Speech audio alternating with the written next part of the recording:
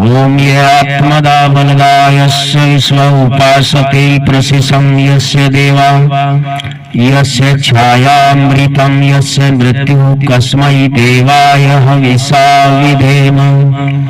मंत्र में यही समझाया गया है। सबसे पहले स्तुति किसे कहते हैं? स्तुति उसे कहते हैं जो जैसा है उसको वैसा ही जाने, माने और फिर उसको अपने व्यवहार में लाएं। इसका नाम स्तुति है। तो हमें ईश्वर की स्तुति ईश्वर को ठीक ठीक जान करके करनी होती है। मंत्र में बताया, जो आत्मज्ञान का दाता, परमात्मा आत्मा में ज्ञान का देने वाला है। आत्मा का ज्ञान कराने वाला इस भूमंडल पर यदि कोई ग्रंथ है उसका नाम वेद है, शास्त्र है। वेद और शास्त्र उपनिषद आदि के अलावा भूमि के ऊपर कोई ऐसा ग्रंथ नहीं है जो आत्मा, परमात्मा और प्रकृति का ठीक ठीक ज्ञान करा देने की क्षमता रखता हो।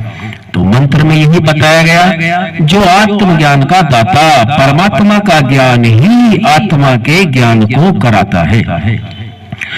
क्या होता है उससे? शरीर, आत्मा और समाज के बल का देने हारा। जो हमें आत्मा का ज्ञान हुआ कि आत्मा तो अमर है और शरीर अमर नहीं है। शरीर तो आज है, कल नहीं है। पता नहीं मेरे आत्मा में जैसे जैसे प्रारब्ध के संस्कार हैं, वर्तमान में जैसे मैं जमा करता हूँ, उनके आधार पर अगला जन्म होगा या मोक्ष होगा। यह ज्ञान वेद से हमें मिलता है, ऋषियों से हमें मिलता है, जिससे हमें शरीर, आत्मा और समाज के बल को देने वाला ज्ञान जो मिला, उसी के अनुसार हम कर्म करें तो हमारा शरीर, आत्मा और समाज बलशाली होगा। जब जब हमने इस कर्म को करते रहे, परमात्मा की ठीक प्रकार से स्तुति करते रहे, एक ईश्वर को मानते रहे, संपूर्ण भूमंडल पर सार्वभौमिक राज रहा।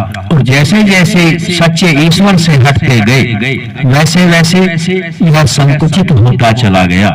फिर से यदि वैसा ही हम करने लगे, ऐसा ऋषि समझाते हैं, तो फिर से यह आर्यव्रत बन सकता है, क्योंकि परमात्मा भी एक है।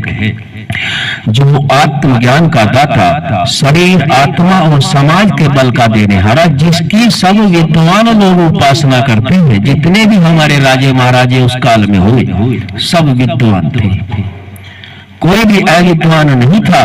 तभी है संपूर्ण भूमि हर दृष्टि से, अन्न से, धन से, व्यवहार से, आदर्श से पालित और पूरित थी। यहाँ किसी प्रकार की कोई कमी नहीं थी। विद्वान लोग उपासना करते हैं और जिसका अर्थात परमात्मा का प्रत्यक्ष सत्य स्वरूप शासन, न्याय अर्थात शिक्षा को मानते हैं। यह परमात्मा की स्तुति है। यहाँ तक वे विद्वान साक्षात्कार करने के पश्चात हमें ज्ञान देते हैं। उस ज्ञान में यह समझाया गया है कि परमात्मा का शासन है, परमात्मा का न्याय अवश्य होता है, अवश्य में भोक्तव्यम शुभ अशुभ कर्म फलम। जो हम शुभ और अशुभ कर्म करते हैं, उनका फल हमें अवश्य ही भोगना पड़ता है। कर्म तीन प्रकार से करते हैं, या तो मन से करते हैं, किसी को दिखाई नहीं देता लेकिन स्वयं को पता होता है, या वाणी से करते हैं, और तीसरा शरीर से करते हैं। तीन मुख्य साधन है, शरीर, आत्मा और मन। इन तीनों से हमें जो कर्म है, उनका कर्म करने के पश्चात यह विचार करना होता है कि परमात्मा का शासन भी है, परमात्मा का न्याय भी है, और परमात्मा सारी विद्याओं से युक्त है, समर्थ है, उसका दिया हुआ ज्ञान भी है। और उसके दिए हुए ज्ञान का नाम ही वेद है,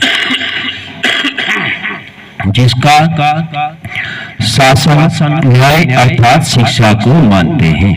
अभी हम प्रार्थना करना, जिसका आश्रय ही मोक्ष सुखदायक है। मंत्र में बड़ी सुंदर बात रखी गई, परमात्मा के पास केवल और केवल सुख है, दुख परमात्मा के सामर्थ्य में नहीं है। परमात्मा भी सुख देना का वाला गुण रखते हैं और आत्मा भी कोई कर्म ऐसा नहीं करता जिससे वह दुख को प्राप्त हो जाए। आत्मा सभी सुख के लिए कार्य करते हैं और परमात्मा भी सुख देना चाहता है, लेकिन मिलता क्या है? पूर्ण सुख नहीं मिलता। हमें यहाँ यह विचार करना है कि हम ईश्वर से अलग हटते जा रहे हैं, इसीलिए ईश्वर के सानिध्य से हमें पूर्ण सुख प्राप्त नहीं हो रहा। हमें ईश्वर की स्तुति ठीक ठीक ज्ञान पूर्वक करें, यह प्रार्थना करें कि आप ही मोक्ष के दाता हैं, जिसकी सब विद्वान लोग उपासना करते हैं, प्रत्यक्ष सत्य स्वरूप शासन न्याय अर्थात शिक्षा को मानते हैं, जिसका आश्रय ही मोक्ष सुखदायक है और जिसका न मानना परमात्मा को नहीं मानते, आत्मा शरीर परमात्मा को नहीं जानते, मृत्यु आदि दुखों का हेतु है, बार बार आवागमन में लगे रहते हैं। मृत्यु आदि दुखों का हेतु है। हम लोग आगे बताई उपासना कैसे करें। हम लोग सुख स्वरूप परमात्मा की प्राप्ति के लिए अपने आत्मा और अंतःकरण से विशेष भक्ति करें। परमात्मा की भक्ति करने के लिए बाहर से किसी सामान की आवश्यकता नहीं है। परमात्मा ने स्वयं ही वह साधन दिए जो हमारे शरीर में आत्मा और अंतःकरण मौजूद है। उस आत्मा और अंतःकरण से प्रातः और शाम दोनों समय उसी निराकार परमात्मा की ज्ञान पूर्वक, स्तुति पूर्वक, प्रार्थना पूर्वक हम सभी प्रयास करते रहे और परमात्मा की उपासना करके ही हम सार्वभौमिक सिद्धांतों को, नियमों को जान करके स्वयं की अर्थात आत्मा की पूर्ण उन्नति के लिए अग्रसर हो जाते हैं। हमें उसकी प्रार्थना उपासना करने के लिए दोनों समय प्रातः और शाम दोनों संधि वेला होती है, दोनों काल में परमात्मा का ध्यान होता है कि हे परमात्मा, आपने जो मुझे आत्मा को यह शरीर दिया,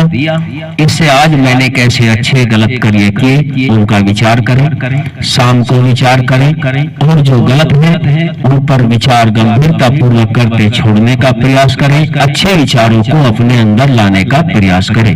नियम में भी ऋषियों ने यही दिया कि सत्य के ग्रहण करने और असत्य के छोड़ने में सर्वदा उद्यत रहना चाहिए। पाक्षिक यज्ञ का उद्देश्य इतना है कि हम अपने उस ऋषियों के मार्ग को अपना करके अपने परिवार को, अपने घर को, अपने समाज को, गांव को, राष्ट्र को उन्नत बनाए और एक सिद्धांत, एक भाषा, एक ईश्वर को मान करके हम आगे बढ़ते रहे। इस मंत्र का भाव मैंने आपके मध्य में रखा।